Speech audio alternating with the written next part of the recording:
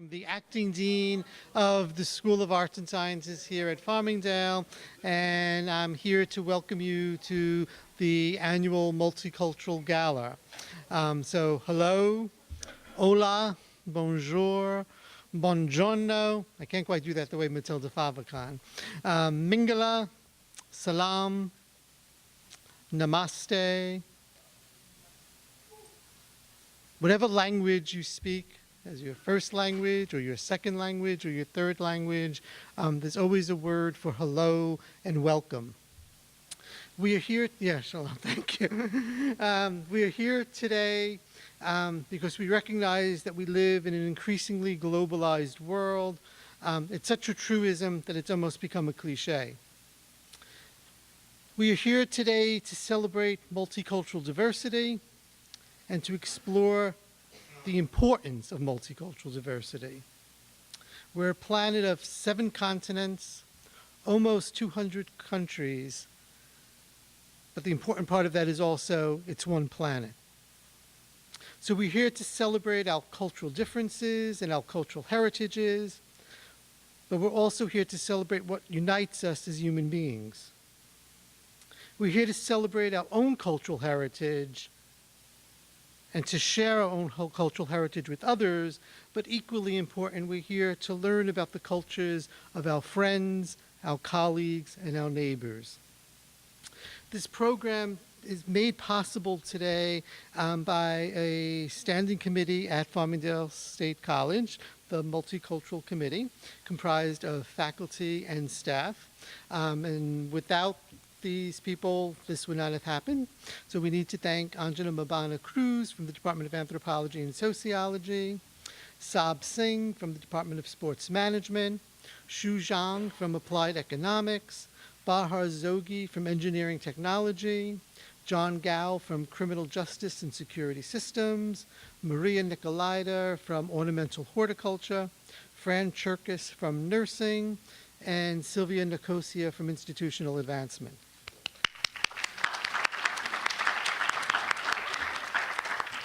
The proceedings are being videotaped by David Alfred, a professional videotaper. So I'm going to be a celebrity after today. Thank you, David. And on behalf of the committee, I'd like to thank Jennifer Wilbur and Jonathan Goldstein and the Copy Center, all of whom did a great amount of work in publicizing this event.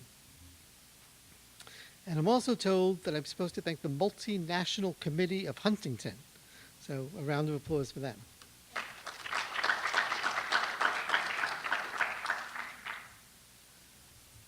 We're going to begin with something very, very special. It's a violin performance of the national anthem by Ms. Yaz Azmudeh. Yaz?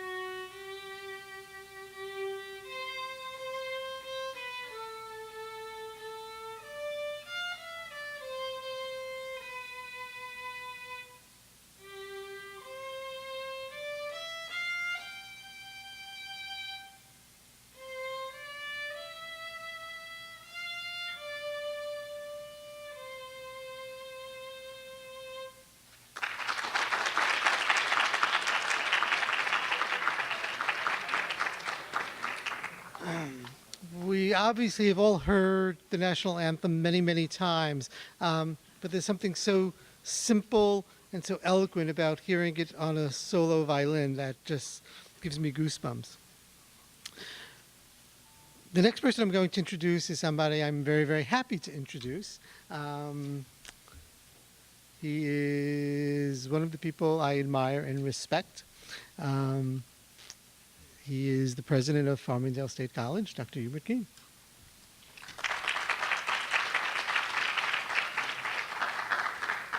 Thank you, Tony, and I'm so pleased to welcome all of you to this event, which I attended as much as 8 years ago because I've been here just over 8 years, and my first year here I attended it.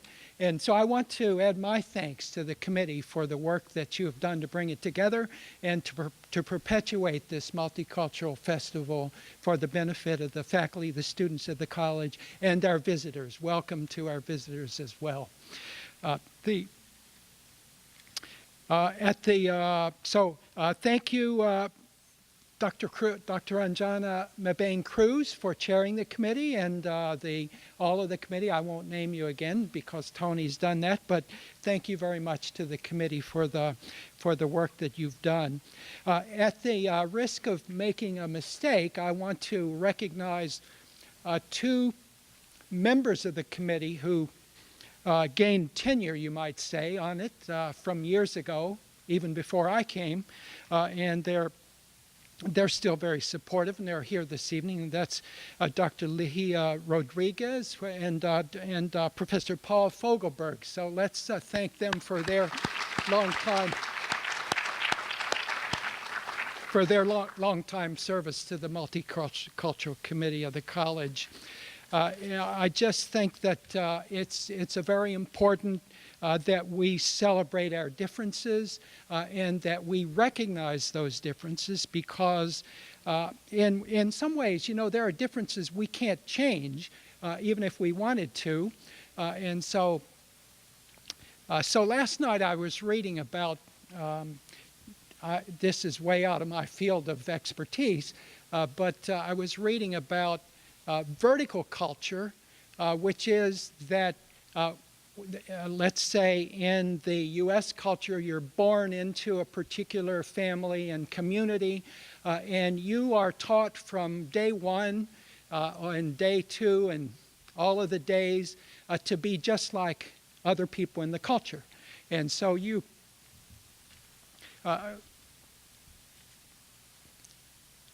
need to conform to that culture. There's also the concept of horizontal culture. And so if you consider that we live in a culture and there are others who are different, they are considered the horizontal culture. One problem that we always cope with is not acknowledging the differences of these horizontal cultures and trying to cultivate everyone's differences into a commonality, which really I think kind of reduces the strength of our culture. So if you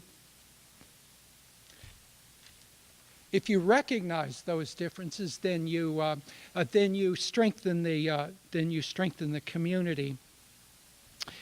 And one of the distressing things about the world that we read in the newspapers every day is that some of the greatest acts of violence and some of the greatest acts of disrespect are committed because of religious differences. And so that's quite unfortunate that we can't recognize those religious differences.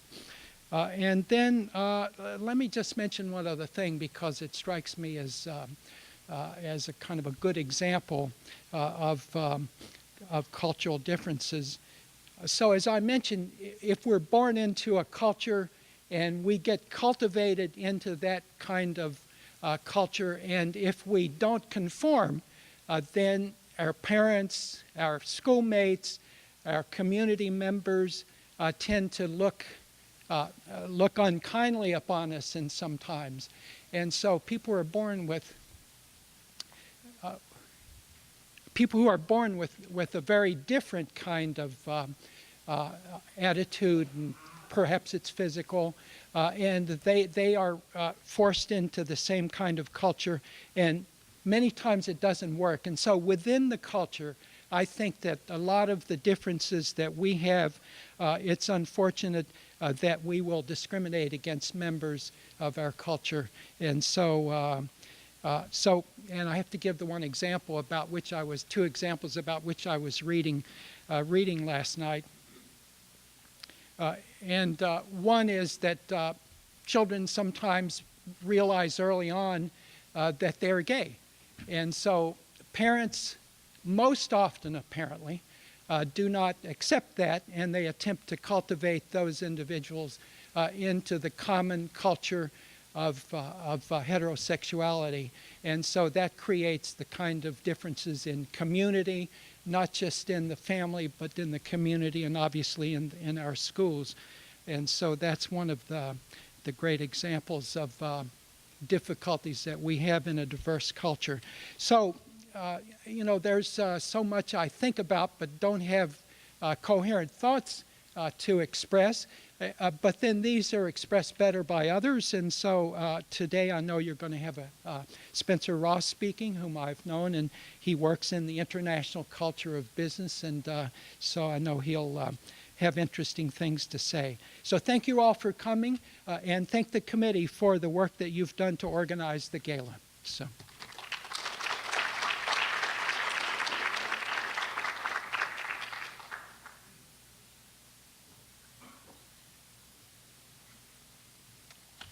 Our keynote speaker is Mr. Spencer Ross, who's the president of the National Institute of World Trade.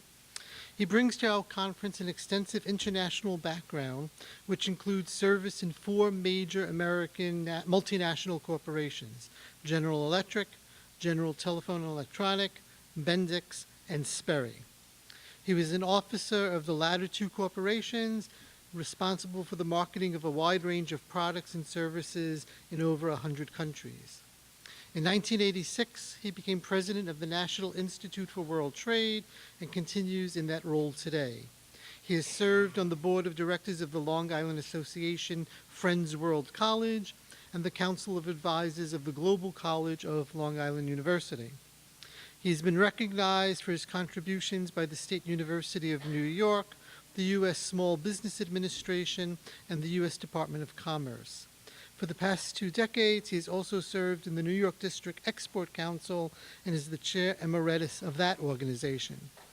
The topic of his talk today is cultural literacy and language skills for students competing in a globalized marketplace.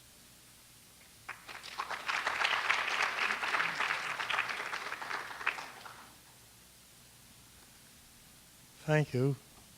Thank you for braving the weather to attend this meeting. And I want to thank Dr. Keene, the university, and the committee for the privilege of addressing you today. I'm going to be making some comments about 3 subjects, all linked together. Diversity, however you define that term, the impact on us of diversity, the impact of globalization, and job opportunities in a multicultural society. I suspect that getting a job, particularly to the students, will be the most significant part of my talk, but I've got to cover these 3 areas because they all relate to today's economic and job situation. Excuse me. Each day, each month, each year, the use and significance of the term diversity, its growing impact on all of us, becomes more and more apparent. Perhaps there's a lost tribe in the Amazon or some remote fastness in New Guinea which still believes it will exist only within the immediate surroundings and the family system it's known from birth. But for the rest of us, particularly for today's college students, its meaning looms larger each day. We're an interconnected, interdependent world. And the recognition grows daily that in order to function in that new world, we must learn to cope with and to benefit from that reality.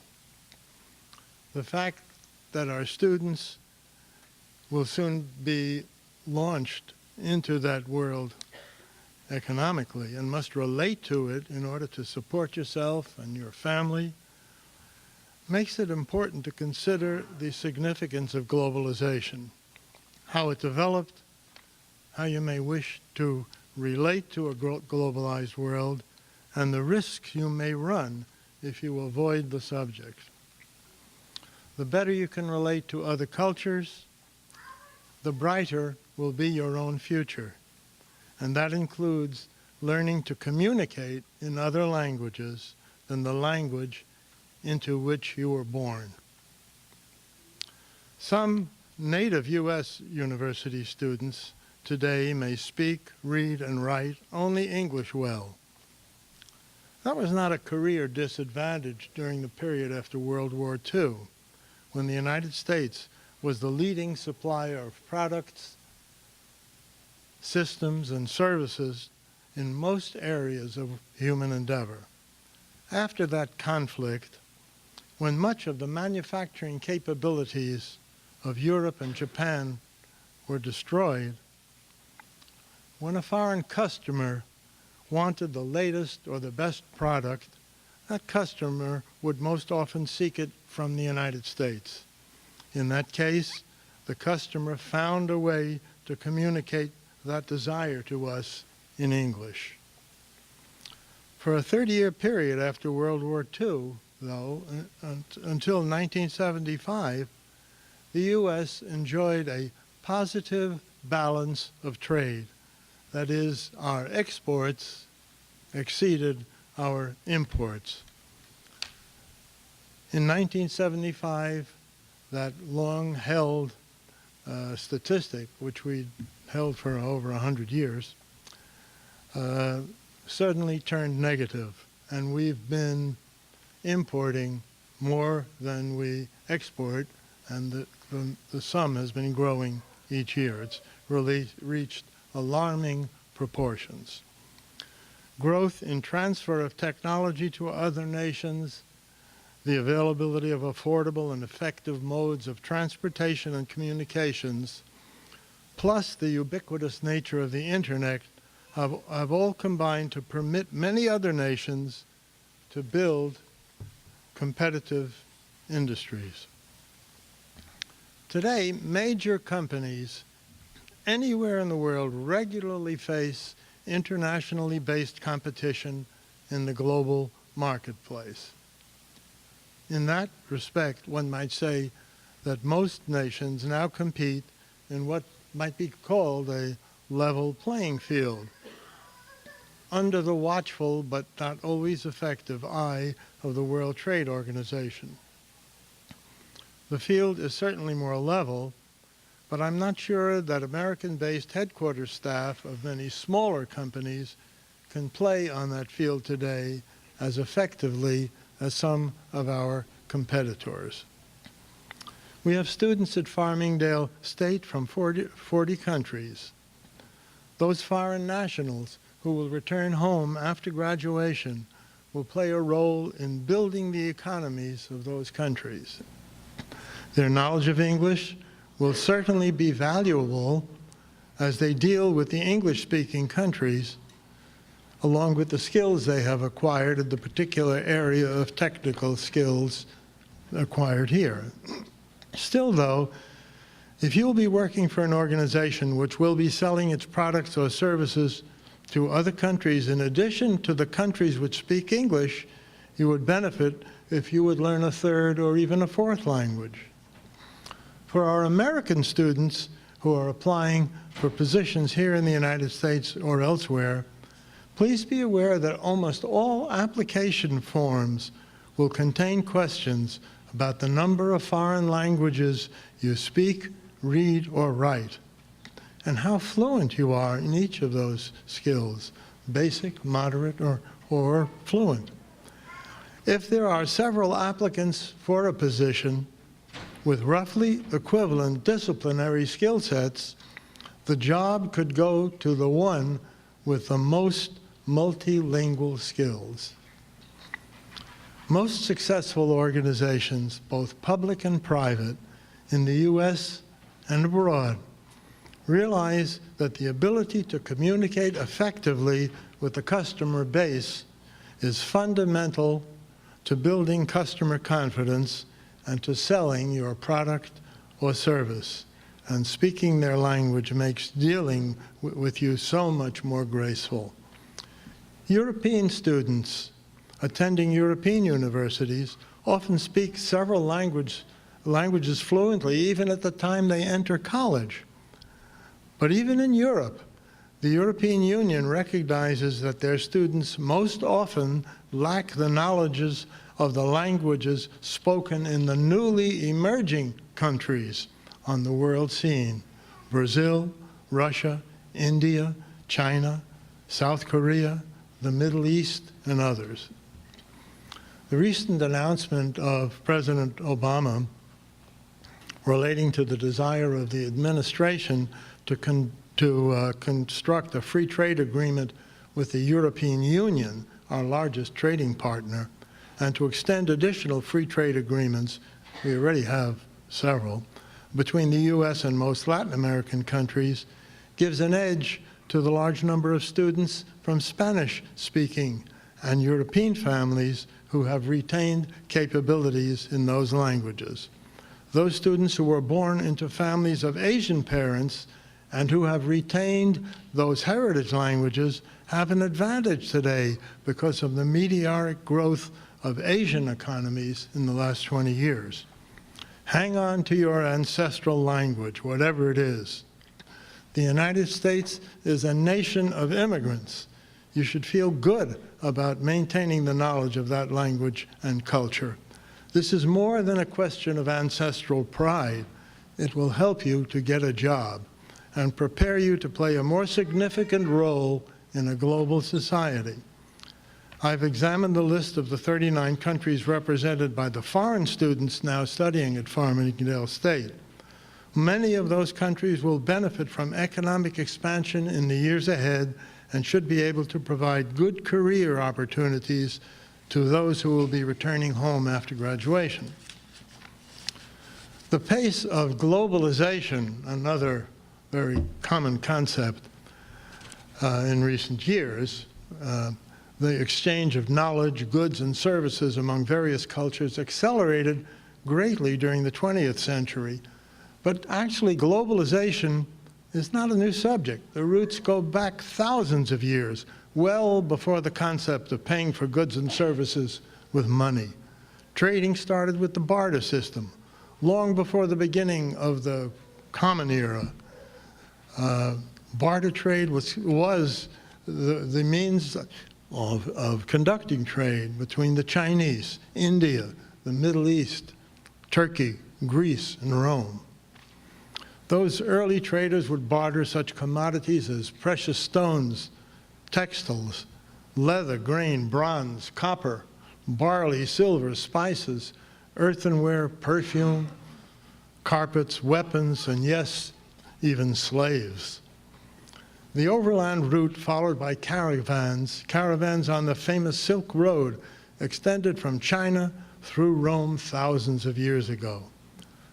Much later, around the 12th century, barter trade got a big boost from the Phoenicians, who learned how to navigate long distances at sea through the use of the lodestone, a bit of magnetized rock floating on a piece of wood, which always pointed to magnetic north. This rudimentary compass was confined within a box which only the captain of the ship could view.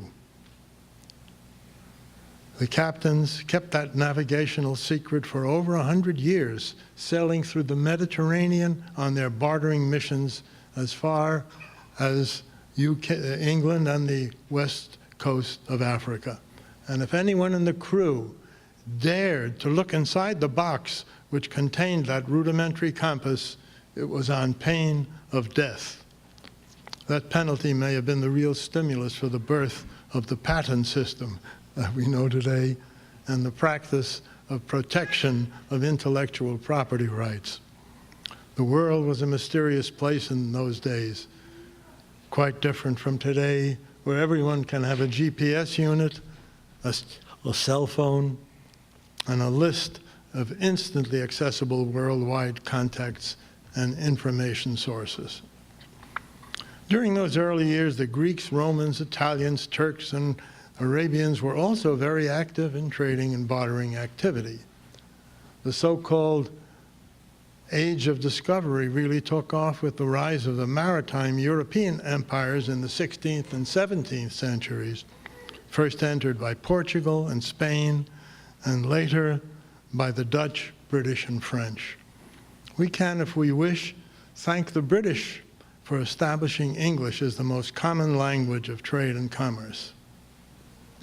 The British had experience as far back as 1600 when they established the British East India Company, while the Dutch established the company in 1602. The British, with their far-flung empire and maritime supremacy, ruled worldwide and ruled trade until the beginning of the 20th century, later ceding that role to the United States and thus continuing the dominance of the English language. With the recent meteoric rise of the Asian communities, particularly China, Indonesia, Korea, India, and of Brazil, who knows what will be the common language of trade in the year 3000? Now let me talk just a bit about getting a job in this global society we all inhabit. I've spent my career working in the international arena, relishing my contacts with individuals, companies, and government officials. As was mentioned, I've worked for several multinational companies, was always respected when I traveled because I was an American citizen. The United States was thought of as a place from which the products, systems, and services flowed. We were number one in almost every field of endeavor, and the world beat a path to our door. When I was first assigned abroad to head the electronics section of our General Electric office in Venezuela, I was surprised that most of the employees I was managing did not speak English. And my Spanish was only high school Spanish. It was rather rudimentary by the time I got out of college and went to work. That wouldn't happen today. You'd have to speak the language fluently before you could go. Fortunately, I was saved by my secretary. She was a Russian emigre who, by that time, had learned to speak fluent Spanish and English by the time I moved to Venezuela. I spent many hours of catch-up at Berlitz in the evening so I could talk to my staff. We're still excellent in developing new concepts and technology. Our educational system, particularly at the college and university level, was and remains excellent, which is why we have so many foreign students today. The United States has for several years been strengthening technical and skill training, but only more recently has begun to recognize that communication skills, including both language and cultural familiarity, are also fundamental to any nation's competitive position. In that respect, our larger corporations are today ahead of our government in that they recognize the need for multilingual skills. And when it had become apparent to all of them that they exist in a highly competitive and yet independent world. At General Electric, we were active abroad back in the 19th century. In 1880, when we first licensed our patents for the manufacture of electric light bulbs to a French company which would manufacture those bulbs for the European market. I want all of our students to get good jobs you can enjoy and in which you can make a meaningful contribution to you, to yourself, to your families, and to society in general. At the university level, students may be experiencing the most intense opportunity they've ever known to become aware of that word diversity, particularly cultural and linguistic diversity, when you examine the mix of students and professors you daily encounter. Some students in universities tend to associate only with individuals who have similar cultural backgrounds. I hope our students here are not among that type of student, because they would be, and you would be, missing a great opportunity to familiarize yourself with the type of environment you will meet after graduation in the world in which you will be working, which today has much more diversity than ever before. Make an effort to mingle socially with the students from other countries and cultures. You'll be practicing, again, for the real world. Some of you may already be working on great ideas that'll propel you into a great success soon after graduation, just like Mark Zuckerberg did even before he graduated with Facebook. But I suspect that most of you will be applying for a job with an existing organization. Some may be going on to graduate degrees. Others may be going directly into the public or the private sector. Today, you're likely studying diligently to acquire maximum skills in your desired disciplinary area, which is very important. When you graduate, though, that should be only one step in a continuing education program which you will have to carry on for the rest of your lives in a society that's becoming increasingly competitive. I saw a statistic recently which noted that an individual can anticipate changing jobs at least 9 times during his or her working career. Corporations are themselves subject to the whims of unpredictable market changes and shifts. The practice of outsourcing has become almost a standard procedure, as companies in any country often learn that there is some other locale where the same product can be built for less. That can happen anytime, causing a given job to disappear in one place and reappear in another. And in that environment, the loyalty which employees often had for their employer also disappears. The best protection which anyone can have for job continuity is to maintain all of your work skills through participation in continuing education for the rest of your life.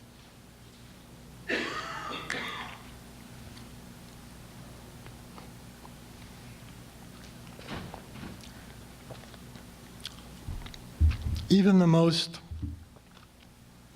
stable organizations are constantly going through reorganization. Accept this as par for the course, be prepared for change, and not always for the better. During your college years, try to get as many internships as possible, even unpaid internships during your summer vacations or during the school year. There are many organizations which seek summer and year-round interns. Even while you're enrolled in school, you may wish to apply for some of those internships, which can often lead to full-time opportunities. Examples of internship opportunities are the United Nations, NGO, non-government organization, offices at the UN, chambers of commerce, elected officials who have local offices, the World Bank, the Sierra Club, professional associations, U.S. Foreign Chamber of Commerce, there are many in New York City, the U.S. Departments of Commerce, State, and Energy. Your advisors at Farmingdale State will probably have a long list of potential opportunities for internships. A graduate degree is very helpful and often absolutely necessary. Many employers consider an undergraduate degree as good but an advanced degree as mandatory. Many foreign governments are looking for individuals who would go abroad for a year or two to teach English. You can obtain information about those programs from the education officers at consulates in New York or at foreign embassies in Washington. Foreign students and advisors at Farmingdale State can also be a source of knowledge of opportunities abroad. A recent report issued by the Council on Foreign Relations sums up the urgency of need for more emphasis on foreign language education, particularly to increase the competitiveness of the U.S. economy, and all economies, I might add. I quote from several paragraphs in that report. The global economy is shifting away from the English-speaking world.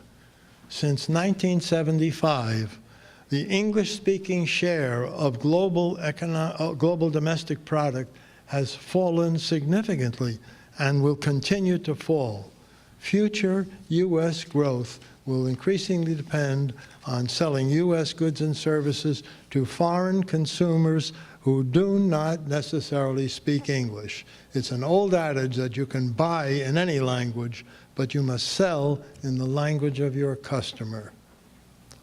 Business services such as banking, insurance, and architecture are the fastest growing U.S. export sectors, and selling these services requires employees able to work effectively in non-English speaking countries. And here at home, by the middle of the current century, population estimates in the United States indicate that the population of minorities will exceed those in the current majority. The daughter of a friend of mine is fluent in 4 languages: English, Spanish, Portuguese, and Italian. As a child, she had lived abroad with her parents in Latin America. On their return to the United States, she obtained a degree as a physician's assistant. She's now working at a medical facility in an area in Queens where minorities abound. Her language skills, plus her technical skills, make her an invaluable member of the staff of that facility, which serves many older adults who do not speak English well. And even closer, try lunching at Burger King, ordering a fast veggie burger with mustard, lettuce, tomato, hold the onions, and ketchup. Spanish helps when you're particularly hungry.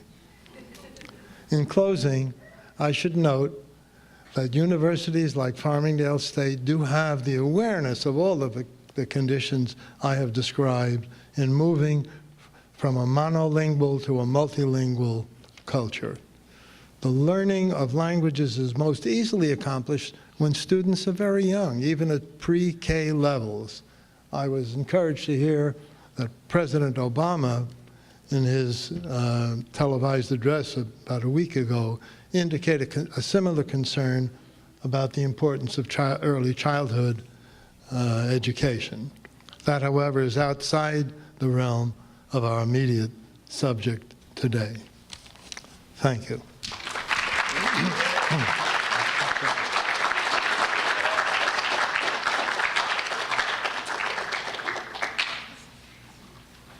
Okay, on behalf of Multicultural Committee of Farmingdale State College, I would like to thank Mr. Ross for his wonderful speech. Thank you very much for coming. And this is a small gift of appreciation. Thank you very much. Oh, isn't that nice? Thank you. Yeah. Mr. Spencer Ross, the appreciation of your contribution to the Multicultural Gala 2013 at Farmingdale State College. Thank you. Thank you. Beautiful. Thank you very much. Yeah. Oh, yeah. Hold up mine.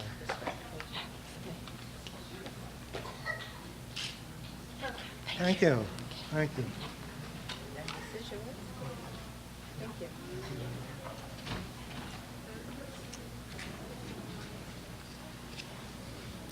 One of the ways that life at Farmingdale has been enriched in recent years is that we've had a group of students from the Dominican Republic coming to Farmingdale to study and to enrich all of our lives. I'm very happy to introduce students from the Dominican Republic currently studying here at Farmingdale who, the curtain's closing, it's supposed to be opening, who will be performing dances for us from the Dominican Republic. It's cheaper than an airline ticket on American Airlines, let me tell you that.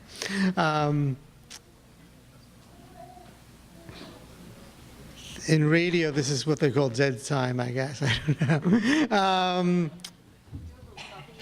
I'll do a little soft show. Right? No, I began welcoming everybody in different languages. Music and dance are, of course, a universal language.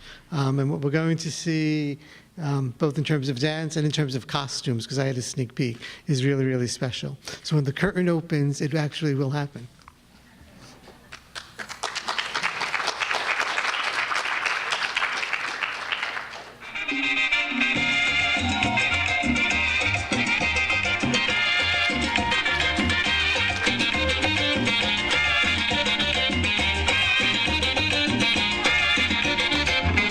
Por allá por Guayacanal tengo mi hembra, por allá por Guayacanal tengo mi hembra, y esta noche la voy a ver, aunque me muera, y esta noche la voy a ver, aunque me muera. Por allá por Guayacanal, por allá por Guayacanal, por allá por Guayacanal, por allá por Guayacanal, por allá por Guayacanal va mi negrita, por allá por Guayacanal va mi negrita, y por eso la voy a ver. Mañana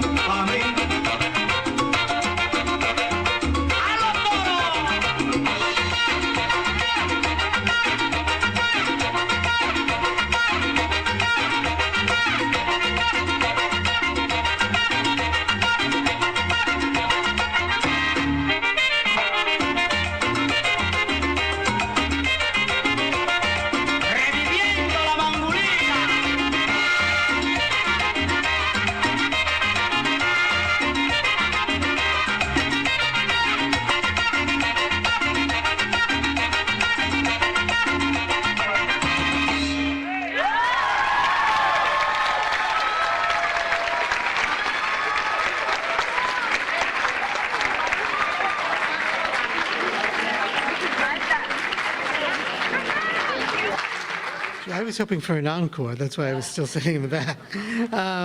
Our second set of dances, different part of the world, come to us from the St. Nicholas Greek Orthodox Church Greek School, and I suspect they're doing Greek dancing.